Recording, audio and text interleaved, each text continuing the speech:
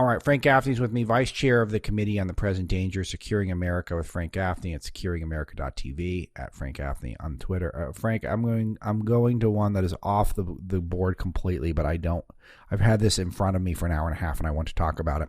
Hong Kong has let J.P. Morgan CEO Jamie Dimon skip their 21-day quarantine, and they've basically acknowledged it's because he runs a very big bank. This is everything that is wrong with the global aristocracy at this moment. But I wanted to get your hot take on that. It pays to be an old friend of China, Alex. And that is what Jamie Dimon and Larry Fink and these other masters of the universe on Wall Street certainly are.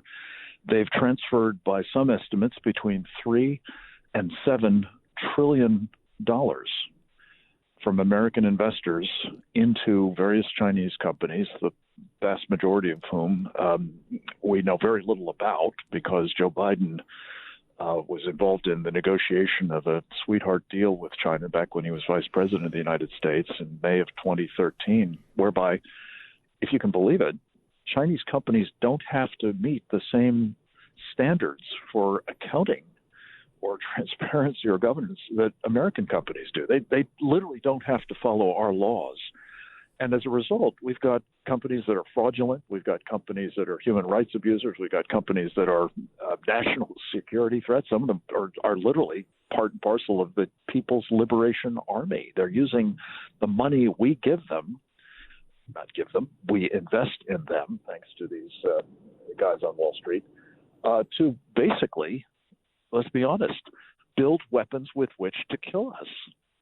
This is insane. And so when Jamie Dimon gets the red carpet treatment, different rules for him, not because he might not pose a health risk, but because he's going to be given the special treatment that people who enormously aid and abet the threat we face from China are entitled to under the Chinese Communist Party rule. There's so much wrong with this picture, but it's part of the larger story that we talk about most weeks, Alex, which is when you want to know how China has become the greatest danger to not only our country, but to freedom more generally in the history of the world, it's because the Chinese Communist Party utilizes its friends in this country on Wall Street and now elsewhere in the business sector to do its bidding and to help dismantle our economy, help dismantle our industrial base, help dismantle our military, and more generally take us down at the same time that these global resetters are busily trying to help the Chinese become the rising power Xi Jinping, the dictator of the place, is intent on it being. It is well stated, and it is the pattern with so many of our major industries, not just companies, like whole industries, Silicon Valley, Wall Street being chief among them, the professional sports and Hollywood being close, third and fourth there, they're not American anymore. They're globalists. They're international. And a dollar from communist China is the same as a dollar from the United States of America, and it's maybe even better because, let's be honest, Frank, they probably don't want the money from folks like you and me as much as they want the money from the people in China. So it's such an amazing thing that this is a secret for some people. I feel like this is not made clear that this is what's happening, and this is part of the reason why we're in this precarious spot. It is indeed. And Alex, just to put a finer point on it, those companies that you're talking about, not all of them, but some number of them, are, I think, responding favorably to a letter that they received in recent days, either directly or through their various trade associations, from the Chinese embassy, in which the Chinese basically said, you will lobby for us against legislation designed to make America more competitive against China, or you will basically suffer the consequences, reduction in your access to our markets, less favorable treatment when you come to China or otherwise, do business with us. And This is part of the China lobby, and our great concern, as we've been talking about, Alex, of having American investors, most of them unwittingly, but vast numbers of them, probably tens, if not hundreds of millions of them, through their pension funds, through their various passive investment vehicles, index funds, and the like, putting their life savings in some cases into communist China, is they'll all become part of the China lobby. They'll all have a vested interest in making sure that China doesn't punish them. And by the way, the Chinese did take $500 billion out of American investors' portfolios in just the past 5 or 6 months as part of Xi Jinping's machinations within his own capital market. So this is hardball, man. And what we're looking at is, unfortunately, a dynamic that I think you saw in the so-called Biden-Xi virtual summit the other day, in which the Chinese are enormously emboldened by what they perceive as the willingness of American businesses, American financiers, American government officials to kowtow, as they say, a tradition of essentially submitting, very physically submitting to the eminence and power of the emperor. That emperor these days is Xi Jinping. Yeah, again, such worthwhile points, Frank, and there's so many threads I can pull out of that, but I want to get your take specifically on what we saw or didn't see yet from the Zoom summit with Xi Jinping, the communist leader, and Joe Biden.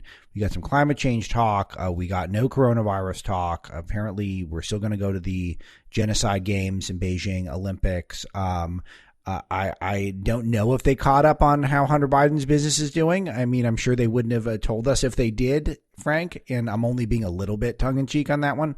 Any takeaways from what we've learned about the summit so far? Well, Alex, your last point is really central to any effort to answer the larger question. We don't know what they talked about. We've gotten readouts that suggest they talked about this and that, but I have to ask a question that I've put to you several times now, somewhat rhetorically, but we do need an answer to it. Xi Jinping spent 3.5 hours the other day with Joe Biden. He spent an hour and a half on a phone call with Joe Biden back in, I think it was September, October. He spent 2 hours with Joe Biden on a phone call back in February. Now, you've done as much as anybody, Alex, on this program and Breitbart to chronicle the condition of our president. And anybody who's been following this at all knows he can't carry on a conversation for 10 minutes, let alone hour after hour after hour. And even if you reduce the quantity of the time they spent together by some amount for translation purposes, the bottom line is there's a lot of gap there in terms of what went down and who said what to whom. And my real concern is, Alex, probably what mostly happened, since Biden couldn't carry on the conversation, was he was taking dictation from Xi Jinping. He was being told what is the state of the U.S.-China relationship and what Joe Biden is going to have to do to keep things on track, to keep him from getting burnt, as we've been told by the Chinese.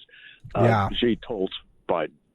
These are the sorts of things that cry out, especially against the backdrop of a man who is deeply compromised by the Chinese Communist Party, as is most of the, Biden administration, at least people who have anything to do with China policy. Yeah, certainly. So one thing that I observed, or that we observed at Breitbart, was what you just mentioned, that Xi Jinping said that that Biden he was a threat to Biden, saying that he is going to burn him over Taiwan. What is this threat? How significant is it? And does this change your opinion of how the eminence of the danger that Taiwan is in at the moment?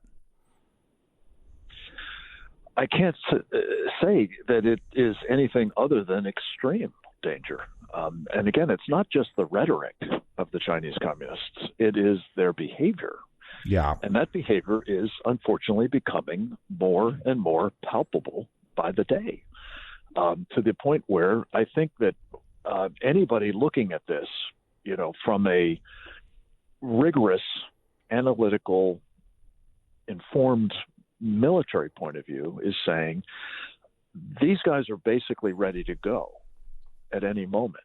Now, do they want to do that? Do they feel that it would be desirable to do it rather than to take Taiwan without having to fight, as Sun Tzu, the famous Chinese strategist several millennia ago, very strongly urged? I can't say that for sure, Alex, but I think what they are increasingly putting into place is the ability to exercise the threat to Taiwan. And that may result in the Taiwanese, especially if they don't have confidence in the United States, and how could they, frankly, making a separate peace, surrendering, submitting, what have you, without a fight. I don't know that that's in the cards, but what I do think is coming very definitely in the not too distant future is a play, one way or the other, overtly violent, threatened violence, intimidation, coercion, whatever form it takes, to compel freedom-loving people in Taiwan to abandon their liberties and essentially their sovereignty. And they will do that in part because I think, if it comes to that, and I hope it won't, needless to say, but if it comes to that, because they do not have confidence that Joe Biden will have their back, and rightly so. And during this time, China violated Taiwan's airspace with a plane, and this is not coincidental, and I think it's also in Biden's face, and American media won't even bring this up aside from Breitbart. Yeah, it is in your face, and that's the thing. I mean, let's be, cognizant of this too, Alex. Just in the past week, has been essentially granted or affirmed, shall we say, because that's more accurate, by the so-called sixth-party plenum in China, with powers that are arguably greater than Mao Zedong had, the founder of the Chinese Communist Party, the great leader at the early days of, the Chinese Revolution and so on. And what that means, against the backdrop of what Xi Jinping has been doing, is he feels, I'm sure, confident that he can be in our face, he can be aggressive, he can perhaps even go to war with impunity. And it behooves all of us to try to disabuse him of that as a matter of the utmost urgency. I want to change gears and mention the Department of Homeland Security Secretary Alejandro Mayorkas admitting that he is not checking all the people coming from Afghanistan since Joe Biden's disastrous pullout took place. Not a surprise that this is happening, a semi-surprise that he admitted it, though I suppose he is supposed to by law. But this is, again, Frank, one where it's so outrageous, and yet the media treats this as such a normal thing at this point. Somewhat disturbing. I mean, what's your take? I think what he actually confirmed, Alex, was Josh Hawley's observation that they've actually conducted the firsthand in-person interview that is required under the law since 9/11, basically, when it became patently obvious that that's necessary if you want to try to avoid letting in jihadists or terrorists of other kinds, or other dangers. They've actually interviewed, according to Senator Hawley, one person in that fashion out of the, whatever it is, 60,000, 70,000 that they've brought in. One person. And what Mayorkas is doing is basically simply acknowledging the reality that we have no idea who we've brought in.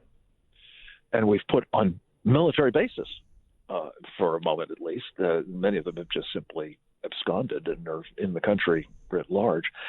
This prompted, Alex, I think we talked about this a couple of weeks ago, a warning from the Fairfax County Police that they feared there were going to be terrorist attacks in our country that would, well, the dots were connected by some others in the U.S. Secret Service, I think by Jack Posobiec, about that they were Afghans who were suspected of being the potential threats, whether they were Taliban, whether they were ISIS, whether they were Al-Qaeda, who knows. But there was reason to believe that people that we had admitted without vetting, actually without vetting, let alone, in-person, firsthand interviews, are now in our country in substantial numbers. And it's a ticking time bomb, I'm sorry to report.